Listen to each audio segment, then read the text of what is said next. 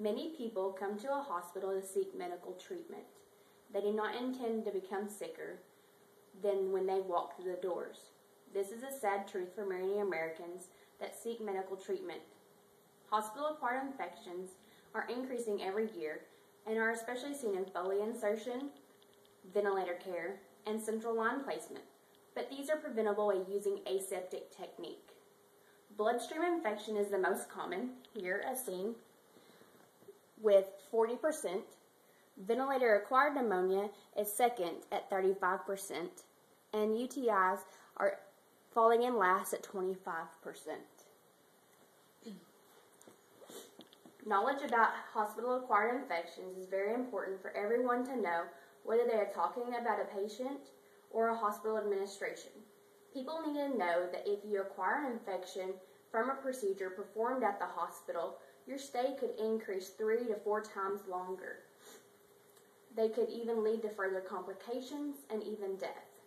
The longer stays are costing hospitals an average of $27,000 per patient.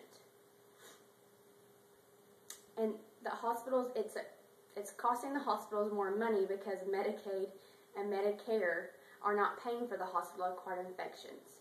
They're not paying for them because they see these as preventable events. So why should the patient or their insurance company have to pay for someone else's mistakes?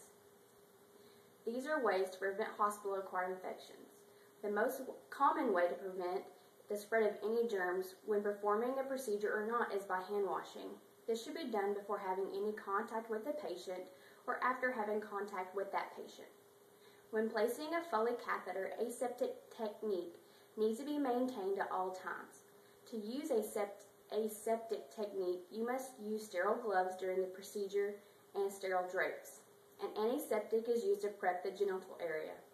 When inserting the sterile Foley catheter, a nurse needs to be sure the sterile hand that has the sterile glove has not touched anything. Nurses need to suction their patients that are on a ventilator many times a day. This helps prevent patients from getting pneumonia. If the nurse does not perform the suctioning using sterile gloves or instruments, the patient can get pneumonia.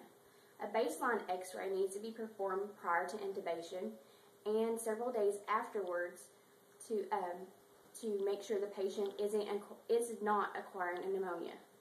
Proper mouth care needs to be performed every 4 hours on the patient that is intubated. The care team needs to look at weaning the patient early so that there is a less chance of the patient getting pneumonia. The majority of bloodstream infections are caused by physicians not using aseptic technique when placing a central line. Sterile gloves, drapes, and instruments should be used when placing or cleaning the line. A mask should be used by whoever is placing the line, and the patient should wear one too. The mask is used in case someone sneezes around the area while the procedure is taking place. Now that more hospitals are putting policies into place to prevent hospital-acquired infections, the percentages of patients having infections are starting to decrease. The bloodstream infections are down to 20.8% here at all hospitals in Ohio. The ventilator-acquired pneumonia is down to 0% for Baptist Memorial in Mississippi, and the UTIs are down to 11.9% at Holy Spirit Hospital in Pennsylvania. This topic is something that hospitals and governments have been looking at for only a few years.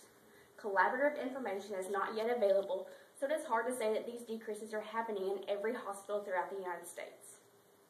These numbers are based solely off of the decrease in hospitals or states that are mentioned. These percentages prove the theory that policies to prevent can lower the risk of infections while staying at the hospital. Hospital-acquired infections are increasing every year and are especially seen in Foley insertion, ventilator care, and central line placement. But these are preventable by using aseptic techniques. The percentages of hospital-acquired infections are decreasing in hospitals that have initiated policies to prevent them.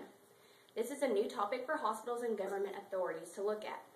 Once this becomes nationwide standard, then hospitals will once again be a safe place to go to get well. Do you have any questions? So, if I go to the hospital and get one of these infections, say, ventilator-acquired pneumonia, I'm sure that one has quite a cost associated with it.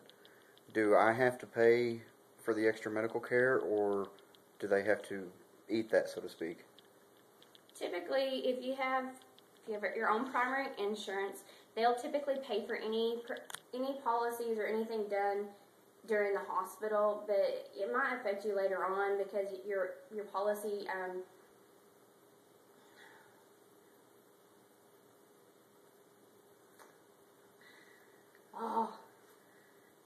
Your insurance might go up the next year when you take out your new policy. Let's go that route. Any other questions? Yeah. If it's so easy to prevent these infections, why do we still have so many? Why are we just now getting to this? Because most doctors and nurses are very busy people, and sometimes I think, quite frankly, they just forget to wash their hands, or they might grab a pair of clean gloves instead of sterile gloves because it's at hand, especially during an emergency, like an emergency intubation when a patient has coded in the ICU or wherever. But typically these things are done just at a haste, and I think the more policies and easier equipment put into their hands will help prevent these at a further percentages. Thank you.